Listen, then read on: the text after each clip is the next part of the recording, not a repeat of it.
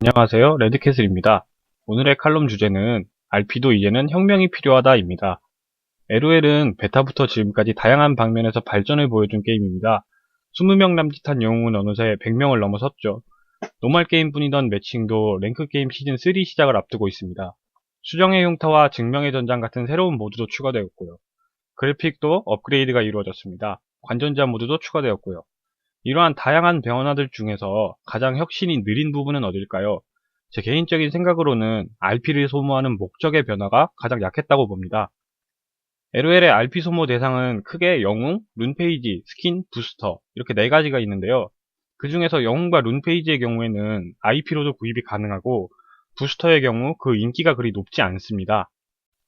실제로 영웅과 룬페이지 그리고 부스터의 구입에 관한 이야기는 많이 논의되는 내용도 아닙니다.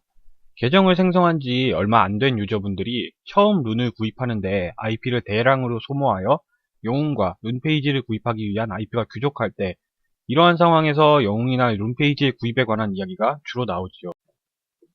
그러나 게임을 플레이하는 시간이 길고 그 결과 IP를 많이 벌게 되는 하드 유저들은 IP 부족 문제를 경험하지 않는 경우가 많습니다. 플레이 타임이 길지 않더라도 북미부터 지금까지 꾸준히 플레이한 유저도 마찬가지입니다. 매일매일 1승 보너스만 받아도 300일이면 45,000 IP가 모이게 되거든요. 게다가 앞으로는 새로운 영웅을 출시하는 간격을 늘리고 기존의 영웅들의 가격을 낮추겠다는 리옷의 공지도 있었죠.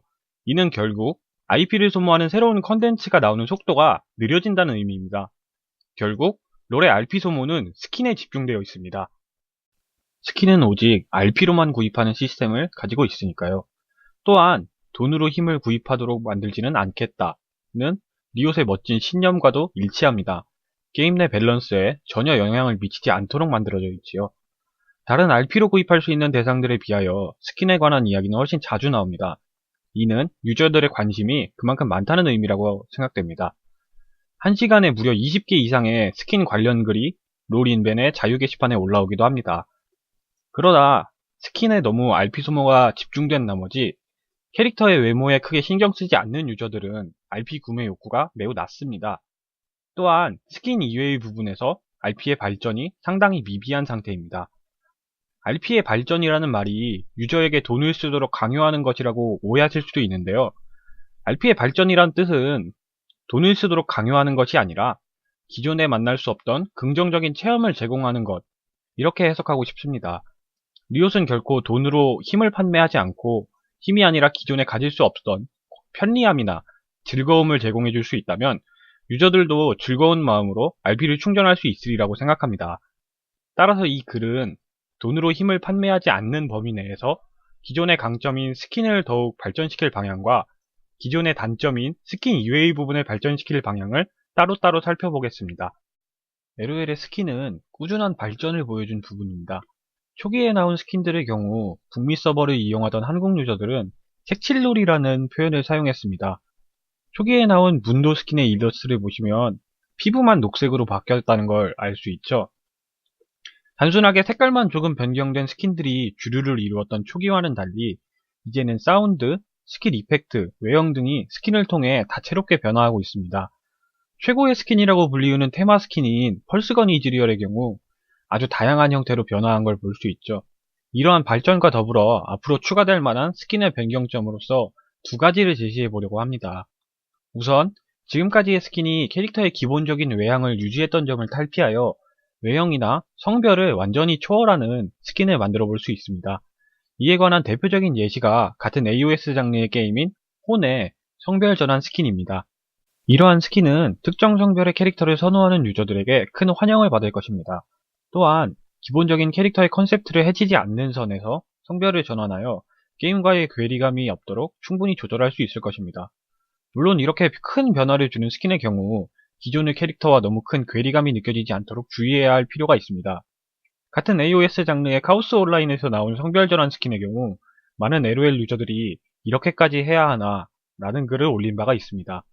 따라서 과도하면 독이 될 위험이 있을지라도 본 캐릭터에 큰 변화를 주는 스킨은 적절하게 조절한다면 큰 환영을 받으리라 생각합니다. 두 번째로 말씀드릴 부분은 스킨의 부위별 착용입니다. 대부분의 온라인 게임에서 이미 적용되고 있는 부분인데요. 스킨을 머리, 상의, 하의, 무기, 보이스, 스킬 이펙트 다 따로따로 적용할 수 있게 하는 겁니다.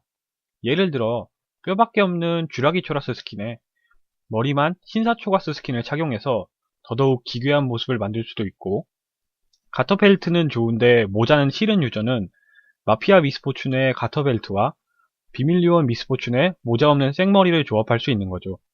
이는 기존에 존재했던 스킨들을 재활용할 수 있는 기회를 제공합니다.